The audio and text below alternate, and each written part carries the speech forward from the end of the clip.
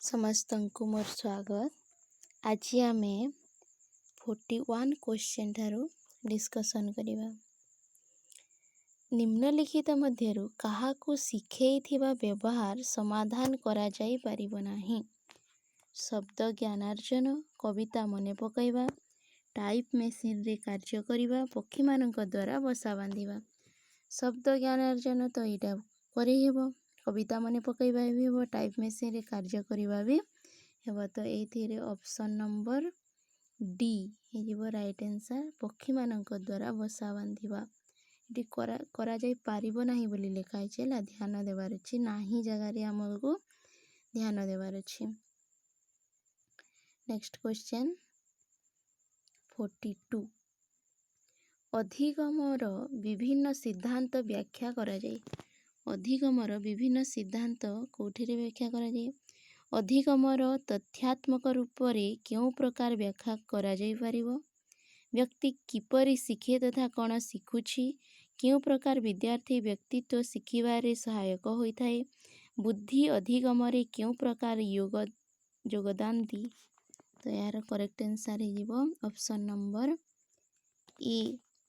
ଅଧିଗମର ତଥ୍ୟାତ୍ମକ ରୂପରେ କେଉଁ ପ୍ରକାର ବ୍ୟାଖ୍ୟା କରାଯାଇପାରିବ? এটা ବ୍ୟାଖ୍ୟା କରିହେବ ଏଥିରେ। Next question 43। ନିମ୍ନଲିଖିତ ମଧ୍ୟରୁ କେଉଁଟି ଅଧିଗମ ସିଦ୍ଧାନ୍ତବାଦୀ ସଂୟୋଜନାବାଦରେ ମୁଖ୍ୟ ରୂପରେ ଜଡ଼ିତ? ଏଇଟା 43ର କରେକ୍ଟ ଆନ୍ସର୍ ହେଇଯିବ ସି ଥର୍ନଡାଇକ୍। ସି ଥର୍ନଡାଇକ୍ ସଂଯୋଜନାବାଦର ମୁଖ୍ୟ ରୂପରେ ଜଡ଼ିତ ଥର୍ନଡାଇକ୍। Next question 44। ଜଣେ ଚେଷ୍ଟା ଓ ତ୍ରୁଟିର ଅଧିଗମ ସିଦ୍ଧାନ୍ତ ଜଣେ ଶିକ୍ଷକକୁ ଶିକ୍ଷଣ କାର୍ଯ୍ୟ ସମ୍ବନ୍ଧରେ ନିମ୍ନଲିଖିତ ମଧ୍ୟରୁ କେଉଁ ତଥ୍ୟର ସାର୍ଥକତା ବୁଝିବା ପାଇଁ ସହାୟକ ହୋଇଥାଏ?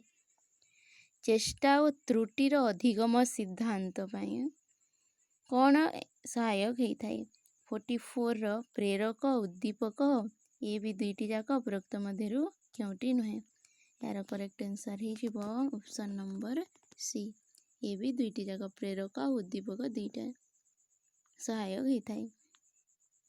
ଚେଷ୍ଟା ଏବଂ ତ୍ରୁଟି ଅଧିଗମ ସିଦ୍ଧାନ୍ତ ସେହି ବ୍ୟକ୍ତିମାନଙ୍କ ପାଇଁ ଅଧିକ ଲାଭକାରୀ ଯେଉଁମାନଙ୍କୁ ବିଷୟବସ୍ତୁର ଅଧିକ ଅବତାରଣା ହୋଇଥାଏ, ଯେଉଁମାନଙ୍କ ଅନୁଭବ ଅଧିକ ବିସ୍ତୃତ ହୋଇଥାଏ, ଯେଉଁମାନଙ୍କୁ ଅଳ୍ପ ଅବତାରଣା ହୋଇଥାଏ। ଉପରୋକ୍ତ ମଧ୍ୟରେ କେଉଁଟି ନୁହେଁ? ତ ଏହାର କରେକ୍ଟ ଆନ୍ସର୍ ହେଇଯିବ 45ର ସି। ଯେଉଁମାନଙ୍କୁ ଅଳ୍ପ ଅବତାରଣା ହୋଇଥାଏ ସେ ବ୍ୟକ୍ତିମାନଙ୍କ ପାଇଁ ଅଧିକ ଲାଭକାରୀ। 46 ନମ୍ବର। ଶାସ୍ତ୍ରୀୟ ଅନୁବନ୍ଧନ କ୍ଲାସିକାଲ କଣ୍ଡିସନିଂ ସିଦ୍ଧାନ୍ତ ଅଟେ। ଏହି ସିଦ୍ଧାନ୍ତ କ'ଣ କରିଥାଏ? ପୁନର୍ବଳନ ସହିତ ଉଦ୍ଦୀପନ ଅନୁକ୍ରିୟାର ସିଦ୍ଧାନ୍ତ, ପୁନର୍ବଳନ ରହିତ ଉଦ୍ଦୀପକ ଅନୁକ୍ରିୟାର ସିଦ୍ଧାନ୍ତ, ଉଦ୍ଦୀପକ ଅନୁକ୍ରିୟା ଅନ୍ତର୍ଦୃଷ୍ଟି ସିଦ୍ଧାନ୍ତ, ଉଦ୍ଦୀପକ ଅନୁକ୍ରିୟା ସମୀପତା ସିଦ୍ଧାନ୍ତ। ଏଥିରେ ଅପସନ୍ ନମ୍ବର ବି ହେଇଯିବ। ପୁନର୍ବଳନ ରହିତ ଉଦ୍ଦୀପକ ଅନୁକ୍ରିୟାର ସିଦ୍ଧାନ୍ତ ହେଲା ଶାସ୍ତ୍ରୀୟ ଅନୁବନ୍ଧନ ସିଦ୍ଧାନ୍ତ। Next question 47। ଶାସ୍ତ୍ରୀୟ ଅନୁବନ୍ଧନ ସିଦ୍ଧାନ୍ତ ଅନୁସାରେ ଅନୁବନ୍ଧନ ଶେଷରେ ଅସ୍ୱାଭାବିକ ଉଦ୍ଦୀପକ ଅନ୍ୟାଚୁରାଲ ଷ୍ଟିମୁଲସ୍ ହୋଇଥାଏ। କ'ଣ ହେବ? ଅନୁବନ୍ଧିତ ଉଦ୍ଦୀପକ, ସ୍ୱାଭାବିକ ଉଦ୍ଦୀପକ, ଅପ୍ରତିକ୍ରିୟା ଉଦ୍ଦୀପକ ଉପରୋକ୍ତ ମଧ୍ୟରୁ କେଉଁଟି ନୁହେଁ? ଏହାର କରେକ୍ଟ ଆନ୍ସର୍ ହେଇଯିବ 47ର ଏ ଅନୁବନ୍ଧିତ ଉଦ୍ଦୀପକ। 48। ଉପଯୋଗ ତଥା ଅନୁପଯୋଗ law of use and disuse ଉପନିୟମ ଅଟେ। ଏହା କେଉଁଥିର ଉପନିୟମ ଅଟେ? Law of effect, law of recency, law of exercise, law of configurations. ପ୍ରଭାବର ନିୟମ, ତତ୍ପରତାର ନିୟମ, ଅଭ୍ୟାସର ନିୟମ, ସମଗ୍ରତାର ନିୟମ। 48ର କରେକ୍ଟ ଆନ୍ସର୍ ହେଇଯିବ ଅଭ୍ୟାସର ନିୟମ। 49। ନିମ୍ନଲିଖିତ ମଧ୍ୟରୁ କେଉଁ ଅଧିଗମ ସିଦ୍ଧାନ୍ତବାଦୀ ଅଧିଗମ ପ୍ରକ୍ରିୟାର ବ୍ୟାଖ୍ୟାରେ ଜୀବନ କ୍ଷେତ୍ରର ପ୍ରୟୋଗ କରିଛନ୍ତି? କିଏ କରିଛନ୍ତି? 49ର କରେକ୍ଟ ଆନ୍ସର୍ ହେଇଯିବ ଲେବିନ୍ ଡି। 50। ପିଆଜେଙ୍କ ମତାନୁସାରେ विद्यार्थीर ज्ञानार्जन होता है। पियाजी मत अनुसार विद्यार्थीर ज्ञानार्जन क्योंथिरे होता है? 50 प्रत्यक्ष शिक्षण द्वारा अनुकरण द्वारा परिपक्व मस्तिष्क होइतिबा स्थिति रे वातावरण प्रति परिपक्व होई अंतःक्रिया गुड़िक कारण 50 डी हो करेक्ट आंसर। वातावरण प्रति परिपक्व होई अंतःक्रिया गुड़िक कारण 51 सही क्रिया गुड़िक जहा विद्यार्थी मानसिक स्तर रे करि थाए तथा जहा सहित अतिरिक्त रूपे पुनरावृत्ति जोड़ी होई थाए ताको कहा जाए 51 रो करेक्ट आंसर है डी संक्रिय ऑपरेशन बोली कहा जाए। 52 व्यक्ति द्वारा वातावरण प्रति करा जाइथिबा सही व्यवहार जार अंतर्गत सही नूतन अनुभव गुड़िकर पूर्व संचित संज्ञानात्मक संरचना गुड़िकर व्यवस्थित करी व्यवहार करि थाए ताहाकू कहा जाए 52 रो करेक्ट आंसर है साम्यावस्था इक्विलिब्रियम एटा कहार पियाजींकर। 53 रहा व्यक्तिर वातावरण चाहिदा अनुसार निजको परिवर्तित हेबार प्रवृत्ति को कहा जाए। व्यक्तिर वातावरण चाहिदा अनुसार निजको परिवर्तित हेबार प्रवृत्ति को कहा जाए 53 रो डी। 53 रो ए संक्रिय ऑपरेशन ए कहा जाए संक्रिय। 54 कौनसी समस्या समाधान विधि क्रमगत कौशल खोजिबारे योग्यता विकसित होता है कौथिरे होता है 54 सी मूर्त संक्रियात्मक अवस्था प्री ऑपरेशनल स्टेज रे कौन होता है समस्या समाधान विधि समस्यार समाधान करि पारि थाए माने विधि से जानी पारि थाए प्री ऑपरेशनल स्टेज रे छुआटा। 55 ब्रुनरଙ୍କ मतानुसारे अधिगम अटे। ब्रुनरଙ୍କ मतानुसारे अधिगम कौन लक्ष्य केन्द्रित व्यवहार जो क्रिया विद्यार्थीर जिज्ञासार संतुष्टि ए ओ बी दुईटी जाक उपरोक्त मध्य क्योंटी नुहे 55 आंसर है सी ए ओ बी दुईटी जाक। तापर आम पलि आसवा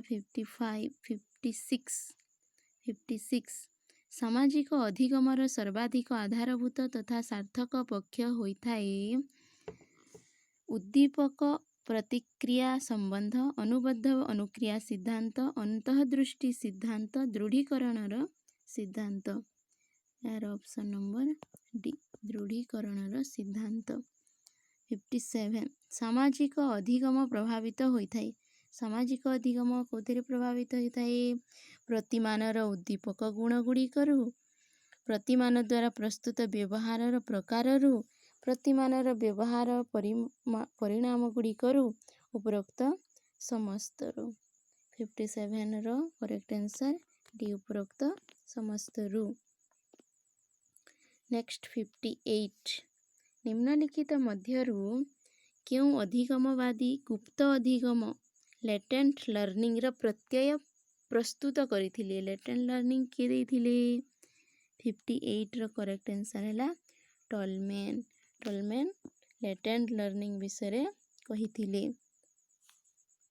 59 प्राणीर व्यवहार रे वांछित परिवर्तन आनिबा लगी न्यायसंगत रूपे चयनीय दृढ़ीकरणर प्रयोग कहा जाए 59 रो करेक्ट आंसर है व्यवहार प्रारूप गठन ऑप्शन नंबर बी प्रयोग को व्यवहार प्रारूप गठन कहा जाए।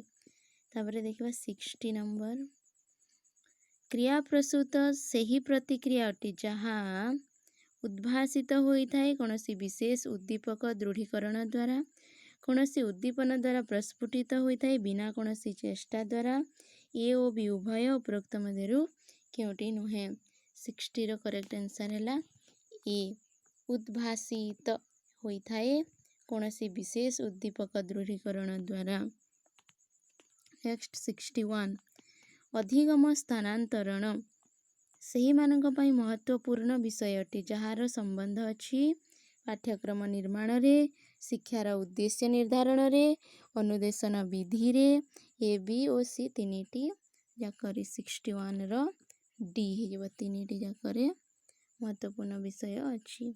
तापरे 62 अधिगम स्थानांतरणर समस्या उपरे प्रयोगात्मक अध्ययन विलियम जेम्स आरंभ करथिले। केते मसिया रे करथिले विलियम जेम्स?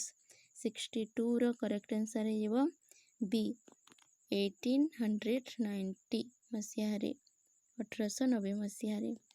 63 निम्नलिखित मध्यरु केउ सिद्धांत अधिगम स्थानांतरण संबंध रे मुख्यतः दुईटी विषय महत्व प्रदान करिथाए? विषयर स्वरूप उपरे, अभ्यास उपरे।